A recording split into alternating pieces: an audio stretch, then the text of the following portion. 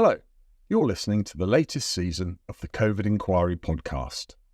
This week, Nicola is joined by Lorelei King, actor, screenwriter, narrator, and most pertinently, a member of the COVID-19 Bereaved Families for Justice group. Together, they're going to reflect on how the recent hearings went and look forward to the next few days of evidence. Please note, some listeners may find the contents of this podcast distressing. Hello everyone, this is Nicola Brook from Broudie, Canter Solicitors, recording our weekly podcast on Module 2 of the COVID Inquiry. We act for the COVID Bereaved Families for Justice UK, and I am joined by my co-host Lorelei King, who is a member of COVID Bereaved Families for Justice. And we are commenting this week on week 7 of the inquiry. Joining us today on our panel is Rajiv Menon KC, who acts on behalf of a number of organisations representing the interests of children. Also joining us is Philip Dayle, who acts on behalf of FEMO. And rejoining us is Nathan Oswin, who is acting on behalf of the TUC. Welcome, everyone. Thank you. Hi, thank you. Hi, everyone. Thank you so much. I as always, have to thank all of you for giving up your time and talking to us, because I know this podcast means a lot to the bereaved, some of whom find it very difficult to listen directly to the testimony. I feel like I say this every week, but what a week. It was jam-packed. Can I just, Nicola, can I just ask you something first? I really feel like the evidence was rushed this week. We had an awful lot of evidence. We were starting to have to come in early at 9:30 instead of the usual 10, and we sat on the Friday. Do you feel that this evidence is being rushed through too quickly? One of the things that we have said from the very outset of Module 2 was that the time allocated for the hearing was way too short. And it has been felt keenly this week in particular. We have had 8 witnesses this week. The last, Matt Hancock, was originally listed to give his evidence over 2 full days, and that would have been Thursday and Monday. There was a timetable change, which meant he gave his evidence on Thursday and then only half of Friday. We weren't told the reasons why his evidence was changed. But obviously it was reduced from 2 days to a day and a half. We were given 20 minutes to put questions to him. That clock was watched very, very, very keenly. And there just didn't seem to us to be any reason why we had to finish by 1 o'clock on Friday. We were all there. We could have continued until 4 or 5 o'clock. And there were questions that could and should have been put, and for reasons about the timetable, they weren't able to be asked. Thanks, Nicola. I agree. It just felt, especially that last day, that half day. And I know some of you, Rajiv, you were questioning him, I believe, and yes. It just felt like many of the organizations were just tick box, rush through, given just a few minutes. Yes, I mean, I'm sure this is the same with everybody, but we submitted quite a long list of questions from Matt Hancock, I think between 40 and 50 questions. And we were allowed to ask, I think it was 14 questions in 10 minutes. And obviously we had to triage those questions because there was no way I was going to be able to ask 14 questions. So we dropped some of them, we reorganized it, we shortened the questions to try to maximize the amount of evidence we could get, and I just about got through my questions. But I entirely agree with Nicola. I think the inquiry throughout this module could have taken a slightly more generous approach, and it would have added a day or two to the evidence, if that, and everybody would have felt that they were able to participate more than they have. I just feel I am literally asking the bare minimum, even when I'm allowed to ask anything. Philip, is that your experience too? I think Rajiv is exactly right. it just always feels, and there's always a culling that occurs. But at the same time, and perhaps at the risk of being compulsively grateful, having done a few of these inquiries before, the good thing is that we are asking questions. I think this week, more than most weeks, has sort of highlighted. This last week has highlighted the importance of CPs asking the questions themselves, because there is something quite powerful, not just optically, but in terms of the perspective that we bring to ask the questions of the witnesses ourselves. That's had a lot of impact this week, but I'm sure we'll get onto that. Yes. Nathan, did I remember this right? Was it the bereaved families Northern Ireland who asked questions on behalf of the TUC? It was, yeah. So we had a situation where there was disclosure on Friday of a piece that was relevant towards Michael Gove, which, was past when the Rule 10 deadline was to try and ask questions. So we flagged it late, saying, hang on a minute, there's something really relevant here. We feel like this should be asked. Our legal team were not going to be in the inquiry centre that day. We've not got public funding for our costs, and so we can't have our legal team there every day. It would frankly just cause us huge financial challenges, and so we have to be very strategic and careful about what days we attend, what Rule 10s we're asking, etc. And so we ended up in this situation where we'd asked for the legal team, CTI, to ask the question, who instead came back and said, oh, you could ask the questions. Well, that would be wonderful if we were in the room. However, we can't, but they did suggest another CP could ask. So that's how we ended up in this situation. And many thanks to CBFJNI, who did a really good job pushing back when Gove tried to answer about furlough, when the question was very clearly not about furlough whatsoever. So, yeah. Thanks for explaining that, I think, because I do understand it now.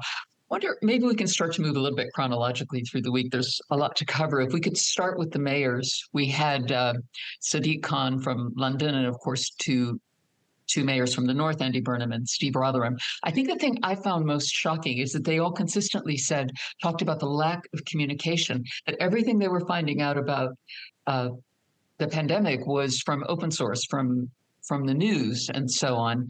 I just wonder who wants to jump in with that. Well, as someone who lives in the Northwest, my hometown is literally between Liverpool and Manchester. So Andy Burnham came and spoke on behalf of Manchester. Steve Rotherham came and spoke on behalf of Liverpool. So all very close to home.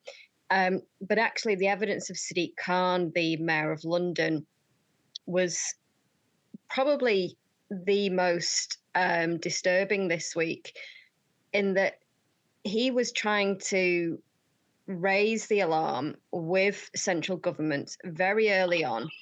Cases in London were so high.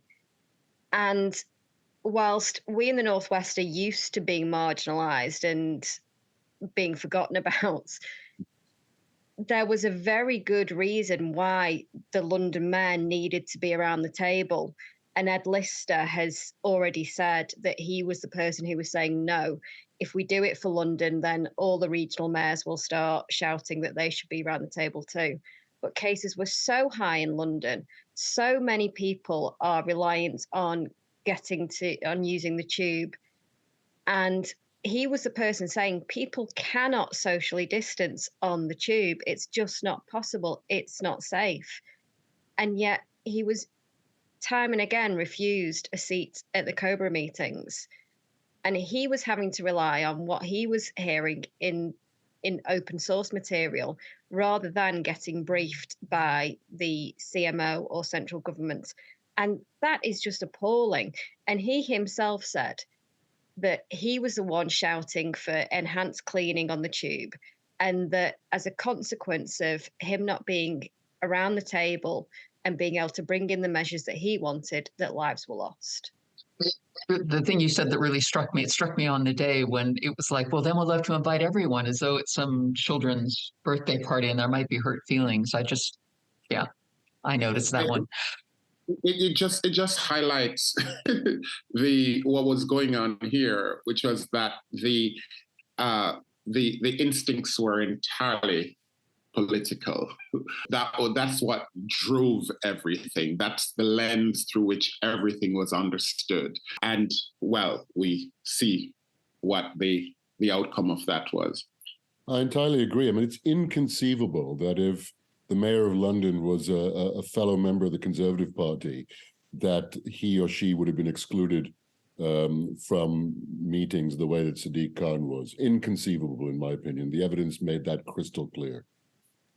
It's reinforced a bit of what the experience of the devolved nations has been. If you think about when, Boris Johnson very keenly saying, I can't go and possibly be talking to leaders of the other nations, that would make it seem like they're on a parallel with the Westminster establishment. And so there's this dual political frame. There's the party politics where they don't want to talk to an SNP leader, they don't want to talk to a Labour leader, but equally this sense of, well, Westminster government is the proper government and everything else is a pat on the head for the people that live locally around there to say, oh, you do have some sense of autonomy. And that culture was coming through. And you saw it, I thought, the Andy Burnham's evidence in particular, there was a moment when he really got angry and you could see how much he meant it about this sense of Manchester being let down by a system. They knew this system didn't work and they were going to do it to us anyway because they just don't care. And it was really powerful, that moment. It felt like it summed up a lot of that north-south divide, which, as an East Midlander, at least the Northwest people know exists as a region. I mean, most people don't even know the East Midlands is a thing. But, that sense of like all decision-making being based around SW1 and that everything is framed by that. But then the politics and the party political matter getting in the way. It's just a really toxic mix that's as problematic and toxic as the stuff Cummings was talking about or being revealed about. Toxicity exists in many, many ways. There's another element that struck me from Sadiq Khan's evidence, and it was the international context. So he was talking to his counterparts in Asia. And what I got from his evidence was an increasing sense of despair at the lack of preparedness in the UK when he spoke to his counterparts elsewhere who were way further along the line in terms of preparation. And that, I think, highlighted just how far behind the curve the UK was, and just how, well, not robust the preparation. I agree, Philip. The fact that I found that he was talking to his counterpart in China, that this is the mayor of London, and the government should have, was shocking. And I think for the bereaved, just to hear, I agree with what all of you are saying, that it was about the politics, it's about the optics. All they cared was how it looked. And for the bereaved, I lost my husband early in the pandemic. For us to hear that that was their priority, how they looked, what kind of an impression they were making is horrific. And to hear Sadiq Khan say, in his opinion, lives definitely could have been saved if communications had been better, if different actions had been taken in consultation with more local governments. I think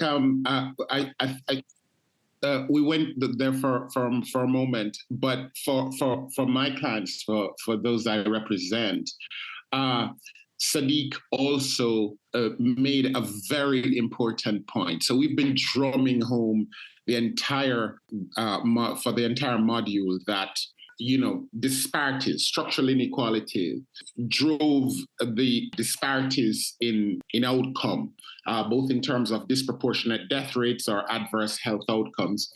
And Sadiq spoke very passionately about that, and that was hugely important. And it set up some of the other evidence that we've heard that I'm sure we'll come on to talk about, the way ministers who were at the coalface, so to speak, spoke about those issues, whether it was the Deputy Prime Minister Dominic Raab or it was Matt Hancock. I think next up we had Michael Gove. I just have this general point to make.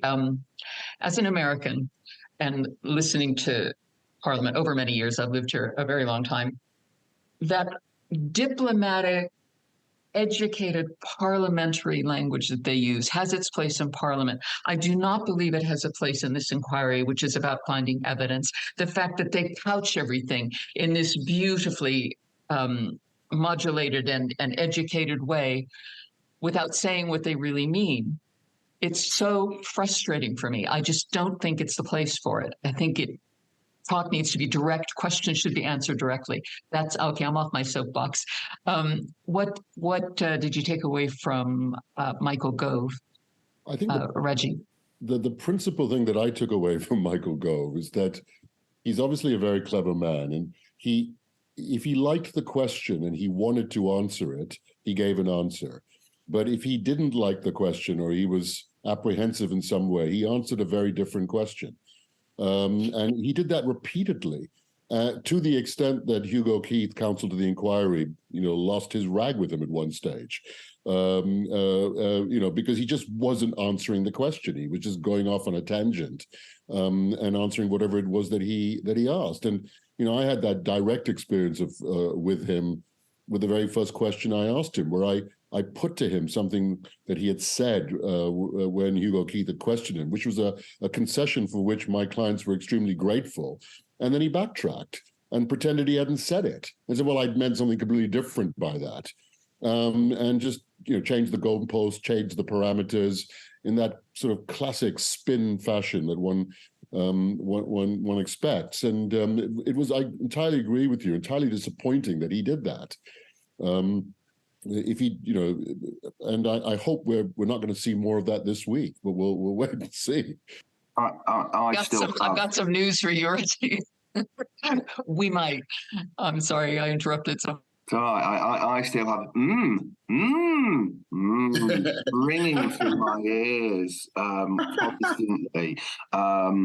And I feel incredibly sorry for the transcriber who only managed to get 6 of the mms in there before I think just went, I'm not bothering with this anymore. It was a consummate politician who has grown up and had a ton of experience treating it no different than they would the dispatch box in Parliament. And I suspect he will probably come in for sure, or I would hope actually that he will come in for a bit of a dressing down in the report for Module 2. He was very clearly obfuscating. He may have been on the stand for a full day. If he spoke for 2 minutes with any sense of clarity, I'd be surprised. It was a tour de force in that style of politics, where the aim is to speak lots and say very, very little. And that was what he did and set out very clearly to do. I think actually his attitude really demonstrated how little credence and understanding of how important this process is by him, that it's all very well and good for, and you sort of saw Hancock take a bit of a different approach on Friday, and I know we'll come on to him later, but very constantly talking about the lessons that need to be learned. By Gove's actions and the way he was speaking was that he didn't really care about the lessons to be learned, because he just wanted to say nothing and protect himself and his legacy. And that's almost the story of the week, isn't it? That the second the politicians have become involved, there is more people thinking about their legacy and what the history books will write about them than actually defining good policy process off the back of an important inquiry proceeding. I thought out of all this week's people, Gove was the one I found most frustrating and disappointing, and hopefully does come in for stick from it, because he deserves to. And the same with his apology, because he said The politicians do these. I wish they would not. It insults us, frankly, because then they say but. And as my mom always used to say, if an apology is followed by a but, it's not an apology. I just wish they would not do it. You can tell it's not heartfelt. Absolutely. And Nathan went into the just, the kind of political performance that it was. It struck me that he had a very clear agenda for his evidence. The way I saw it was, let me detoxify the evidence of Hancock and Boris. So he said very warm things about Hancock that Hancock reminded us of. And he also did the same for Boris. And even in his criticisms, he pulled punches. He didn't set himself up as, fighting against anybody. He also made sure that he hewed very closely to what I consider to be a sort of ideological line that is being carried by these politician witnesses that will loom large this week and next week when we hear from Boris and Rishi Sunak. And it's the healthcare versus economic interest. And there's a realization that was just horrendous, and they're getting stick for it in this space. But he's trying to carry some people along to say, they're good libertarians. They really were trying to do their best to keep a lot of things together, and you really should understand. How charming was he in carrying that line? I don't know. Actually, I do know it was bad. It's just that bit, isn't there? Politicians, the first thing that's always on their mind is, when is the next election coming and am I running back in it? And you could see, we're in that year before that's coming up, and you can see it in Gove and some of the others that sort of will not take the opportunity to be directly engaging and necessarily damage their own brand and their party's brand. And that is starting to frame some of this. And you've seen it with a couple of evidence bits this week where, well, whose fault was it? What would you have said around this? Oh, I don't know. Or I couldn't possibly comment. And really, that is the political club sticking together with the framing of, in a few months' time, the electorate will go to the polls and determine whether they're in power and have a nice shiny ministerial car or not. And that is framing everything at the minute, I think, for people like Gove. Before we leave Gove, I noticed, Rajiv, you hit him really hard that day, as I recall, asking specifically how they had failed children. And I noticed he tried to turn it into a little brag because you mentioned Anne Longfield, the former children's commissioner, and he was like, oh, yes, I think I hired her. What were your impressions of him as a witness? I mean, I was asking him about specific social distancing measures that had been taken in the summer of 2020 and the failure to exempt children from those measures in England. And he and quoted to him Anne Longfield, the former children's commissioner for England, and other children's rights organizations who had taken a position on this. And of course, he did his usual political shifting, didn't he? And I conscious of the time, I tried to bring him back as quickly as possible. And I was conscious at the time about what his public statements about that were. Again, he shifted the goalposts again. I mean, the government took a very specific line about that in the summer of 2020 in relation to why they were not taking the same approach in England as they were taking in Scotland and Wales. And it was all about simplicity and the like.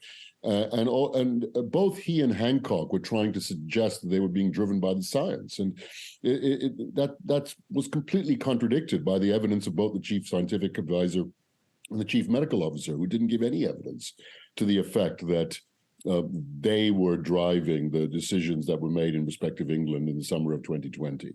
And that's what I was trying to get through in my questions. I mean, you tell me whether I succeeded or not, but that was what I was trying to achieve, to demonstrate the contradiction in terms of what the government was doing, and the inconsistency between the evidence and what Gove said, and in fact what Hancock also said later on during the week on this topic. Nicola, did you want to say anything about Gove? Yes, please. Just two things on Gove. Firstly, when Peter Wilcock put questions to him on behalf of the UK and Northern Ireland bereaved, he very, very squarely confronted Gove on the way he was answering questions and said, please keep your answers short. Otherwise, people will get the impression that you are deliberately trying to run the clock down, and no one wants to be left with that impression, do they, Mr. Gove? So I thought the way he did that was brilliant. The other thing is this very bizarre message that Gove was involved in about the exemptions for shooting and hunting. And the message was, I presume you're strongly in favour of exempting hunting and shooting. And this is a crucial bit. But in a way, it doesn't appear on the face of the regulations.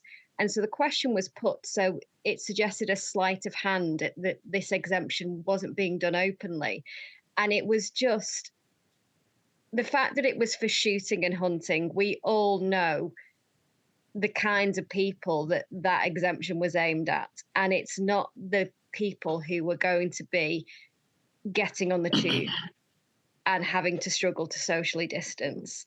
And I don't think he really answered that in the way that Gove spoke a lot, but didn't actually answer the question. But that one message just rang out loud and clear as to the kinds of people who are running our country at the moment. That was the first time I think you saw a real culture clash between the world of politics and the world of the inquiry, where the inquiry didn't actually care the fact it was for shooting and hunting. It very much cared for the fact that there was a talk there about rigging the regulations in a particular way. And so it's that decision-making and being a bit dodgy was really where I thought the inquiry was asking. And Gove, ever the politician, leapt on but there's no problem with hunting and shooting, as if because that's the political attack that he's used to on that. When hunting and shooting comes up in the world of politicians, it's about the ethics and animal welfare and various other bits. And so he just heard it entirely through that framing. And it was that first real moment where you just had a politician reacting on gut instinct in a political sense when the inquiry is speaking in effectively a whole different language. I thought that in particular was really illuminating and showed it was the proof of what Gove's whole approach was. Politics, politics, politics, politics. Absolutely. I'd like to move on, if I can, to Jenny Harries, the former Deputy Chief Medical Officer. I have to tell you, looking at the chat groups and of the bereaved, she was a devastating witness. I think that email saying that infected people would be discharged into care homes and that this was clinically acceptable or suitable, I can't remember the exact word, and my husband died in care, so it's particularly hard for me to hear, and when you realize that 40% of the deaths in that first wave occurred in care homes, this was devastating. And I wondered what you thought about that. Jenny Harries, her evidence was called in the midst of these politicians. She was supposed to be called in the same week as Chris Whitty and Patrick Vallance and all the other scientists, but for reasons we're not really sure of, her evidence got moved. So it was quite stark for her scientific evidence to be in the midst of all this political jargon. But actually, the questions put to her by counsel to the inquiry, and in this instance, it was Andrew O'Connor, his questioning of her was brilliant, just on a technical point of view. But from looking at it from the perspective of clients, it really did hurt.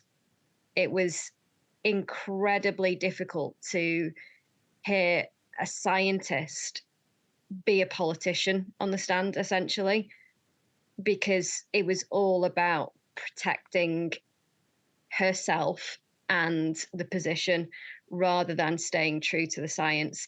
And having some of her public comments read back to her, it just sounded terrible. And she defended it all. Sounded utterly inhuman to someone like me. I completely agree with Nicola on this. And evidence was made even more stark because she had now been sort of stuck in with the politicians. And yes, you're supposed to, she's a scientist. She's still in post, interestingly, albeit in a different capacity. But her language was very much along the lines of what we heard from the other witnesses who are supposed to be the political witnesses. Disappointing.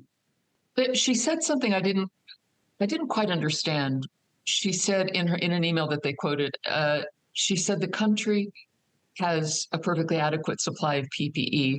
And I think she continued to take this line. She said it was an issue of distribution. I don't understand. Surely that is the same thing. I mean, I think it's reinforced something that actually happened in Module 1 when they were talking about PPE and the line. And I think it was Hancock who sort of said, oh, we never ran out, we just couldn't get it to frontline workers. In this sort of bizarre world that, like, that's the important thing, is you never ran out. The important thing about PPE is that the people who need it have access to it. Whether you technically don't run out of a stockpile of PPE, which, by the way, is not necessarily the right thing that those staff need to have, and then how you draw the lines and define them on who needs PPE. You know, Sadiq Khan earlier in the week talked very passionately about workers on Transport for London and the buses and the tubes. Those workers didn't have access to PPE quick enough. You know, that's just a simple fact. It's not a debating point. And it's really disingenuous at best, or even more problematically, shows they just don't get it. If they think the point about PPE is that technically you didn't run out of a stockpile because there was a crate of paper masks left. It's not the point. The point is about, did workers and the public have access to proper fitting, well-resourced PPE that fits all demographics and sexes and isn't designed around, a Caucasian male in their 40s? And that's the bit. There's a real lack of understanding. And I do worry that the system hasn't got its head around that. And so that if there is another pandemic, or when another pandemic strikes, there may be a bigger stockpile. But actually, if you haven't realised that having one lorry door in one central location means you can't get it out quick enough and the PPE is ill-fitting and doesn't work, it's all for naught. I think there's a real challenge there. So I get very, very frustrated when you hear the system talk about PPE. And there's almost this creeping sense from some that you think some view it as a sort of tick box exercise rather than what it is, literal life-saving equipment in the midst of a pandemic. And that, particularly for someone like Harry's, who, in similar ways to the rest of this chat, should know better because of the nature of their job. Politicians are, by and large, jack of all trades and masters of none, who are very, very good at just talking in a very slick way.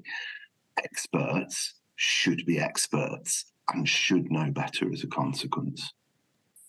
I agree. And also, if we had so much PPE, this is a sidebar, really, I don't understand why they had to go issuing those massive contracts to people for more. Does anyone else want to talk about Jenny Harries? Just one small point. I mean, what I took from her was that whilst rightly the focus of Module 2 has been on high-level political administrative decision-making and the failings of the UK government, I mean, she was the best example, I think, that we've had in Module 2 of a scientist who does have answers to, has to be answerable and accountable for the role that she played as well in this. I mean, and that's what I found so shocking about her. There was a coldness to her, which took me by surprise. And I do think that inevitably the chair's report on this module will will not give science in the general sense a complete clean bill of health. Because I do think, and she's the best indicator of this, but not the only one by any means, that there are decisions that were made or the failure to push it hard enough by the scientists at various times. I mean, that need to be part of the overall picture here. I mean, the standard response has always been, look, it's not for us to make policy. We give advice and the politicians decide. And of course, that has to be correct. But I'm not sure it's the full answer that's emerged from Module 2. And that's what I really felt strongly listening to her and some of the more shocking answers she gave about public pronouncements that she'd given at the time. Thank you. After Jenny Harries, we had Sajid Javid, the former Secretary of State for Health and Social Care. Again, I speak from my perspective as bereaved. And when he was talking about Boris Johnson saying, we're going to have to learn to live with it and die with it, and suggesting, but in context, he was maybe trying to lighten the mood. This is so insulting to the bereaved, because for us, it's not a laughing matter. It's interesting because I don't know whether we knew when he resigned that his reason for resigning was to do with Dominic Cummings. I don't know if we knew that at the time. Nathan's nodding. Yes, we did know. But essentially what he has described is a coup d'etat happening in our government, that essentially Dominic Cummings was running the country, and that he was taking decisions in the name of Boris Johnson, but that Boris Johnson was very often unaware of it. His evidence, it was uncomfortable because he clearly wasn't happy with how things were being run, and yet he was still trying to defend Boris Johnson, as you just said, Lorelei, about the way he was saying, well, he was just trying to make light of it, and really not understanding how that would land with the people who had lost loved ones during the pandemic. He was an interesting character, I thought.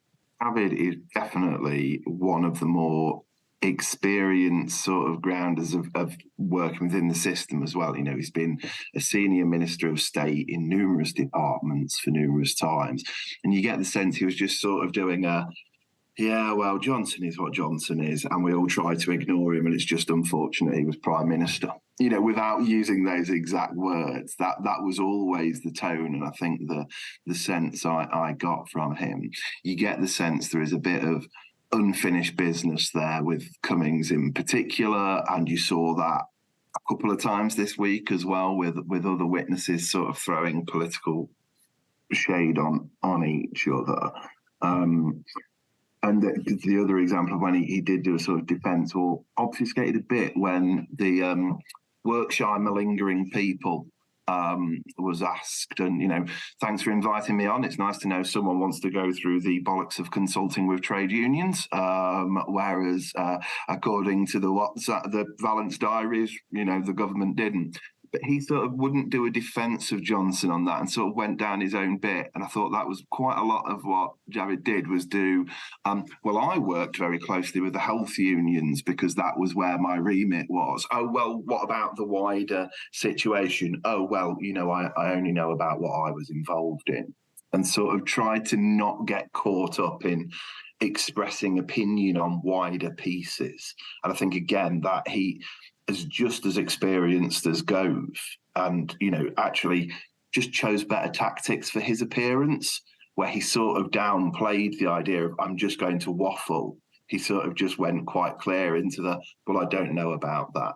And of course, in some senses, he had an easier task than Gove because the relevancy of his period is more tightly constrained to when he becomes health secretary in 2021. And so he was never going to get huge amounts of questions about the first, second and third lockdown, for example, by comparison of other figures there.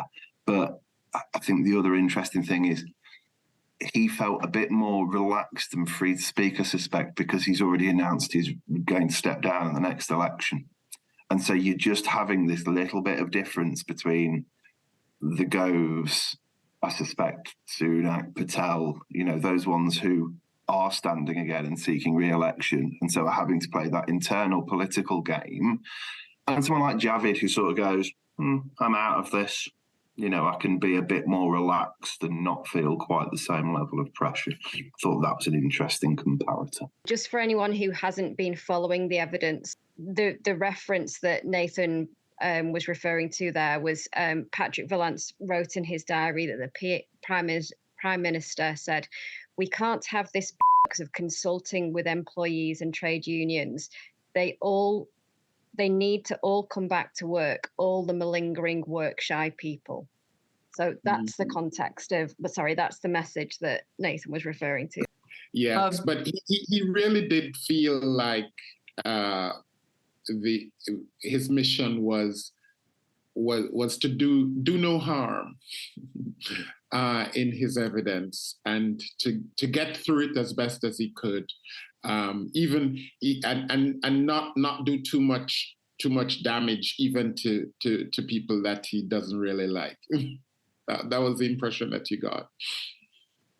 Mm-hmm. Moving on to Dominic Raab, Philip, you pointed out to him that Sir Patrick Vallance had said that disparities in health outcomes from the pandemic were entirely foreseeable. But what was his response to that?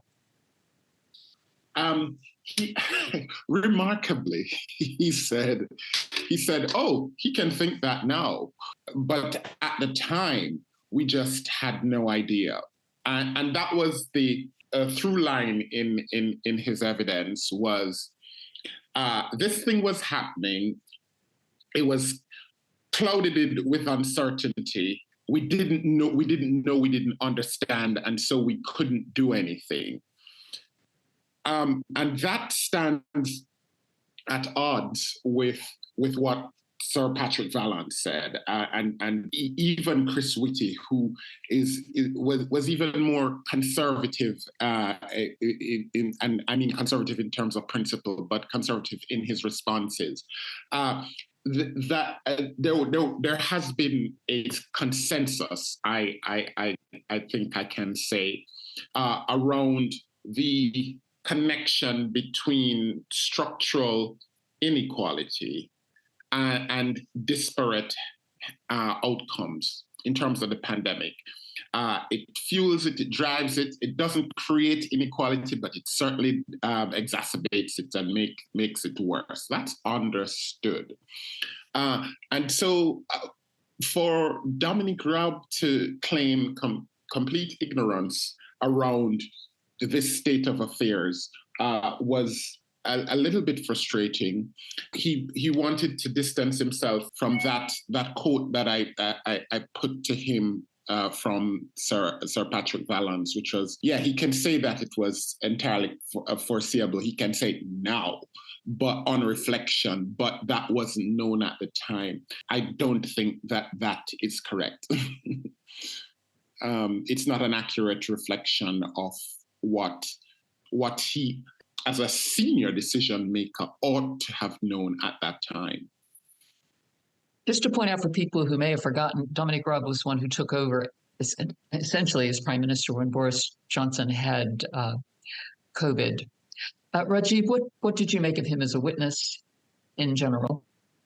Well, I think he was, like the other politicians in government who've given evidence, he tried to rely on the benefit of hindsight defense whenever he could to justify decisions that most thinking people today would conclude were mistakes.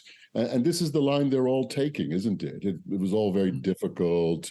We had competing decisions to balance. This was all unprecedented. It's where it's easy to be wiser after the fact, but at the time, we just didn't know, and it just doesn't, I'm afraid, square with the evidence in general. And Philip's highlighted that in one instance, but I think that was the overriding impression that I got from Dominic Raab's evidence. I mean, I didn't question him; he had nothing of relevance to say as far as the position that I'm trying to advance in the inquiry.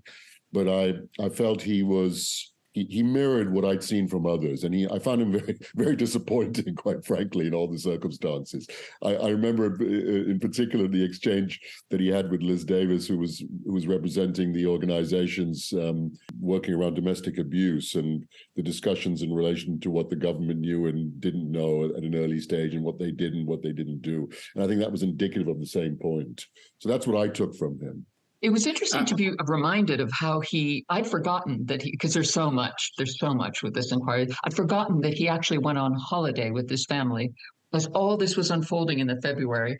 And that was, I was glad that was brought up in the questioning. I was jumping on the exchange that Rajiv was talking about between he and Liz Davis when he was, I think he was saying something about domestic violence, and there was almost an assumption that this was related to socioeconomics, and of course Liz corrected him, but fundamentally the issue that I have with his evidence is that I don't think he understands how structural inequality works. Fundamentally, I believe that is one of the biggest issues from his evidence. So he, in response to one of my questions, he spoke about what was clear to him about the connection between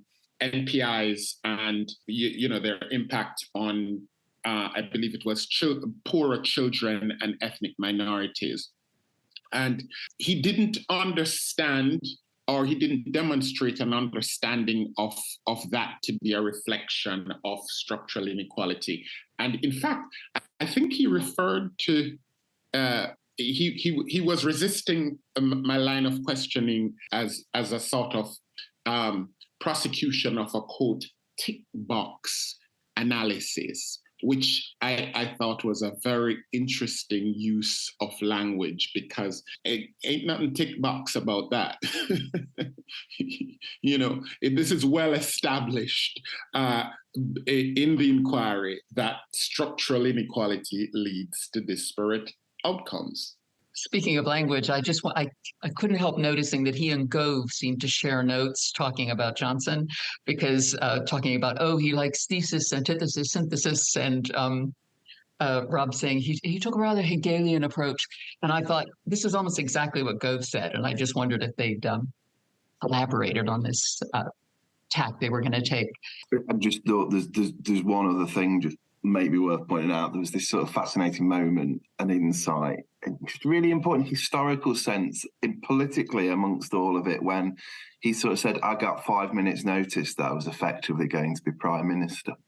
And actually, if we remember back to Helen McNamara a few weeks back, was saying, there were no plans for what to do in the event of a Prime Minister being incapacitated. And so you had this bizarre situation in the country for 5 minutes where someone basically gets told, hey, guess what, mate? You're Prime Minister. And he has 5 minutes to absorb it. And similar to the pandemic themselves, there's not really a plan there. And yet you're taking the highest office in the land with a huge majority in Parliament, with huge power being swept up. And no guide, no, this is what you should do until we can know whether the Prime Minister's coming back. If the Prime Minister doesn't come back, this is the process, because you can't just sit in there. And I just thought that was a real unique insight to something that hasn't realistically happened in our history for a long, long time, certainly not in modern political senses. And, sums up a lot. Here's your 5 minutes warning, mate. Thanks. Yeah, I mean, even we have a vice president, so I agree. It's an unusual system. Shall we move on to Matt Hancock and his day and a half of testimony? The only thing I have to say is I'm glad he was finally pushed to admit that there was no protective ring around care homes. This thing that has been enraging to hear. So the approach of Matt Hancock in Module 2 was so different to his demeanor in Module 1. In Module 1, he started out with this apology. He approached the families who were in the hearing venue which was very, very unwelcome. On this occasion, it was clear that he was there, ready to do battle, and his demeanor towards the families was that he would not look in their direction. He would not make eye contact. The front row of all the bereaved, all were holding photographs of their loved ones who they lost, and he would not look at them on this occasion. That felt very, very different to how he was in Module 1. And yeah, I think because his name has been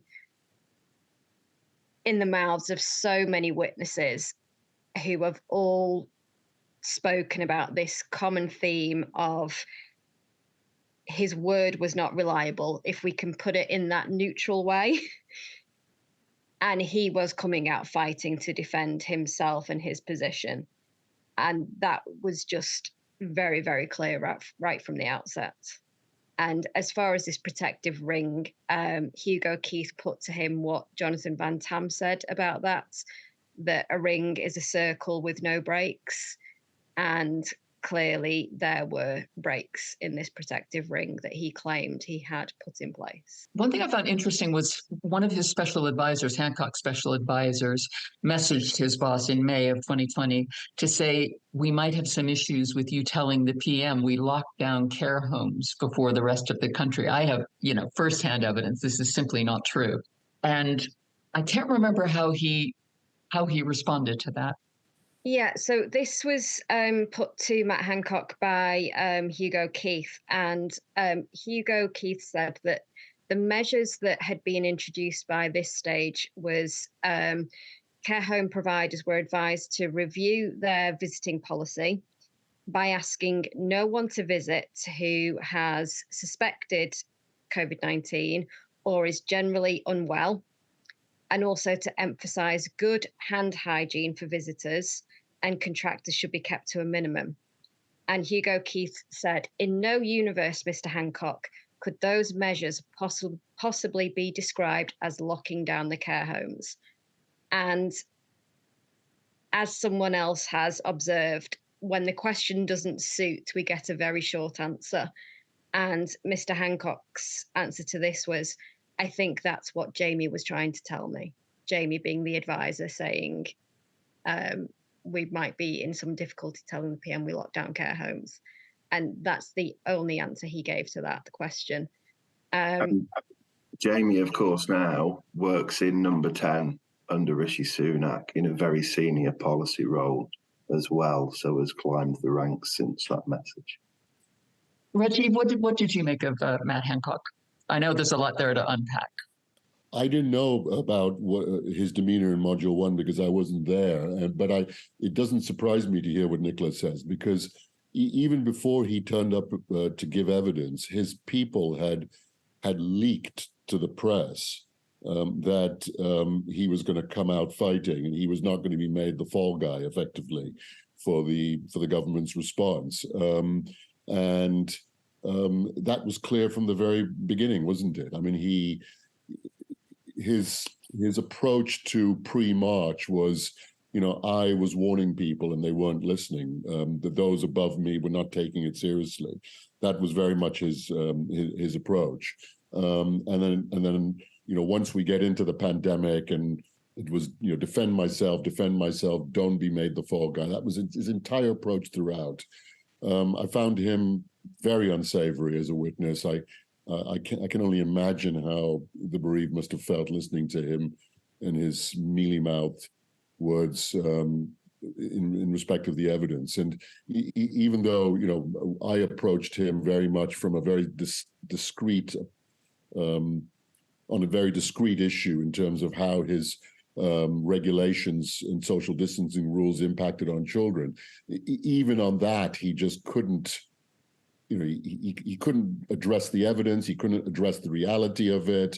He got more and more agitated, as I pointed out to him, that it wasn't just the children's rights sector and the former children's commissioner who were who were telling you that what you were doing was wrong, even people within your own party, even your junior minister in the Department for Health and Social Care was saying we should change this approach in respect of children. And he just didn't like it, did he? And he wanted a smooth ride. And anybody who was not prepared to give him a smooth ride saw, I think, his true side. And I thought that was very, very telling. So a very unimpressive witness, I thought, and I'm sure the chair would have noted that as well. Yes, his demeanor is that of a sullen schoolboy. Just talking about Module 1 and the bereaved, I don't know if you know, this time we arrived, there were five of us, a group of bereaved women. We stood with protest signs. We stood with our banner of the number of COVID dead and with quotes from the testimony about Matt Hancock. For the first time, we were asked to move. Normally we queue by the door. We get there very early, we queue by the door. We've always been silent and respectful. We just hold signs. And we were moved on by security. They wanted to move us back behind. They did move us back behind a chain. And I just found this sinister and very upsetting. Day 2, we made the decision not to move. They said, will you please move? We said no. And just to see how much will they had to move us on. But that is to protect him. And Nicola is right. He did not, he was much more subdued, not cocky. He wouldn't look at us at all. And in fact, when the way the inquiry room is set up, sometimes he has to turn to look at Rajiv or Philip, for example. And in those moments, he had to catch sight of us in the pictures of our loved ones in his eye line. And I was glad, because as far as we're concerned, he deserves it. And Philip, what did you make of it? I thought that I agree with the overall comments that have been made so far. I think by the time we got around to asking him questions, and the questions from FEMA were put by Leslie Thomas Casey, by that time, so steeped was he in his own defense, because that was, I think, his main purpose for being there. Not be the fall guy, not be the fall guy. He was quite keen to have an issue or to answer questions on an issue that got him some love, made him seem like not so much the ogre. And with that, he accepted a fair amount of the suggestions that we put to him about the impact of structural inequality and systemic racism. I mean, that came from email exchanges with his Minister of State. And that was remarkable, so much so that by the time Leslie was finished asking him questions, the parting shot was, we're agreeing on a lot, aren't we? And he said, oh yes, this is an issue that is, dear to my heart. That's a matter for other people to assess. But insofar as our questions were concerned, he was answering a bunch of them positively and potentially creating a counterpoint to a lot of what Dominic Robb was saying.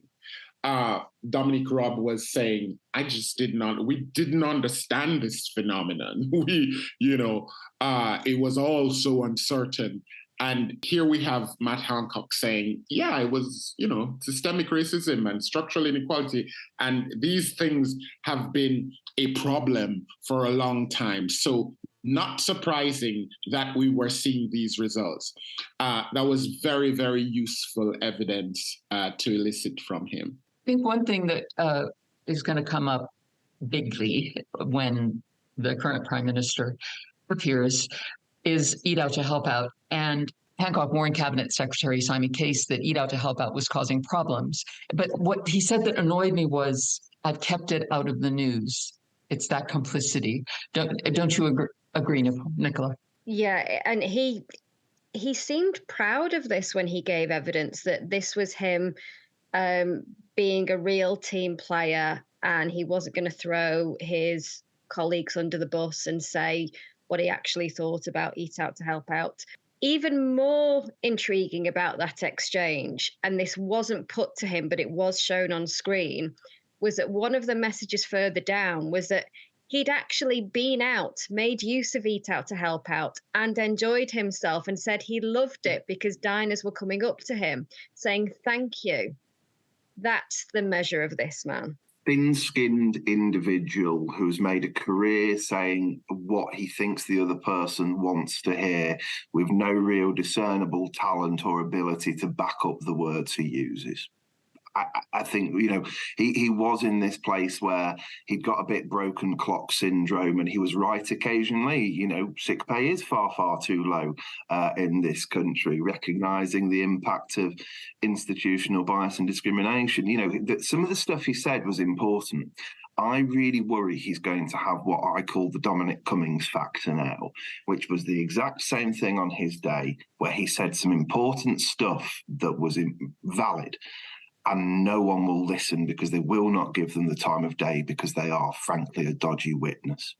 And I really worry with some of Hancock's more viable ends that they may get missed. He was very clearly keen to present himself as Clark Kent because he was Superman during the pandemic, don't you know? This was someone who sort of said, every single thing that went right was because of me. Every single thing that went wrong was because they didn't listen to me. And really revealing our questions, I thought, when I'm not sure I'll ever live through a stranger moment than a former Conservative minister praising the campaigning work of the TUC and describing one of our former General Secretaries as wonderful, which I'm not sure I'll ever live that down from my colleagues, if I'm entirely honest. But the bit when he spoke about making sure statutory sick pay was available for day one, there was a real key turn of phrase. I pay tribute to the Trade Union Congress for the campaigning that helped me get it over the line. Because, of course, it was all about him. And the other really interesting thing I thought was he obviously got very shirty with Rajiv on your questioning. Of course I can see it, I can read. And that, again, there's this really interesting political bit there that some of the Conservative ministers in particular are coming under real squeezed pressure from the right of their party by and large, also from other ends as well, about schools. And you sort of saw this ideological battle that's a Conservative end happening there from Hancock, who's more traditionally in the sort of centre end of the Conservative Party, again doing this weird political analysis that says, it's not about the issue, it's about the politics. And this feels like it's being squeezed from a certain political picture, where again, he's realistically just forgot. We don't care about that. We're about finding out the important issues and holding people to account and making better lessons for the future. And that was an insight, I think, as to some of the small p politics that be playing behind the scene within some of these witnesses coming forward as well. Thank you, Nathan. I wonder if I could just come to each of you now for your last thoughts or your favorite moment of this week at the COVID inquiry. Philip, can I start with you? My favorite moment was Sadiq Khan talking about, and for the life of me, I can't remember the exact imagery, but he was saying, he was responding to the whole notion of COVID being a sort of equal opportunity disease. And he said, look, we might all have been in the storm, but I think some people had bigger boats than others. I thought that was very powerful. Thank you. Rajiv? Anyone who's been following the Module 2 hearings will know that the principal point that we have been seeking to make on behalf of children's rights organizations and the nation's children, if I can put it that way, I hope that doesn't sound too grandiose, is that children are politically invisible when it comes to high-level political and administrative decision-making in this country.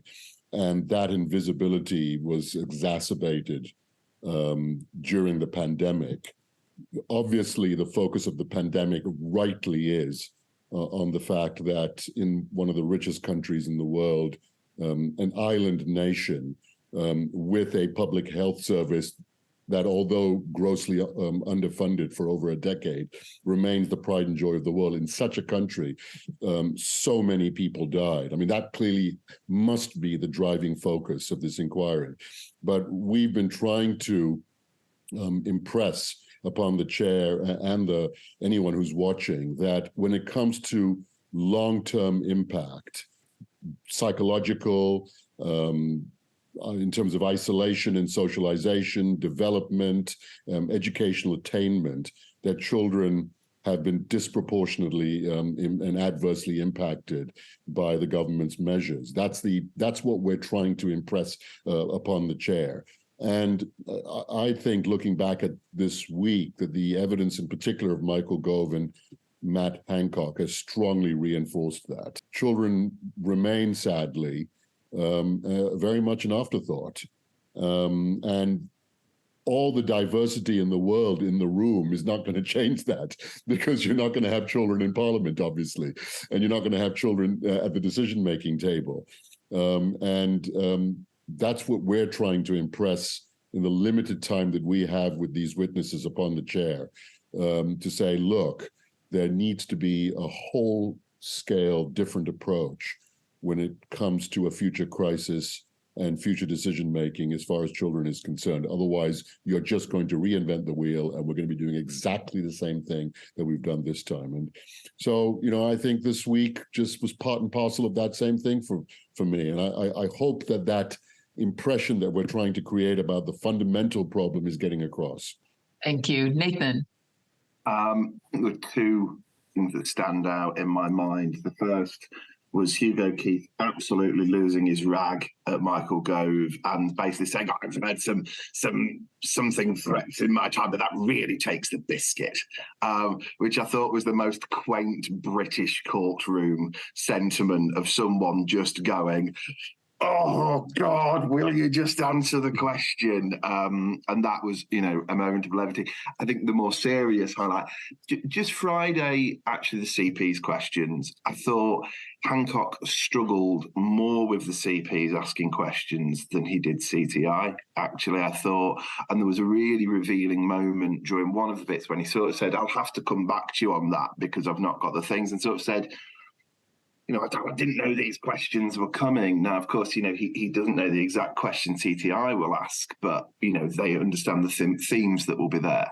Whereas all of a sudden you're then faced with lawyers who are not in a lengthy battle with you, who are, as has been discussed, really time pressurized, and so going to hold you to account and not let you waffle on. And I thought that was a really important moment that demonstrated why it's so important CPs get questions, and frankly, not just for this inquiry, but any form of inquiry about why CPs need to be able to ask questions and hold witnesses to account. Because as good a job as Hugo Keith and Andrew O'Connor and everybody else is doing, they don't come at it from the same angle, and they don't have the same understanding of some of these key issues, and that's what's getting through and cutting across to a lot of the witnesses.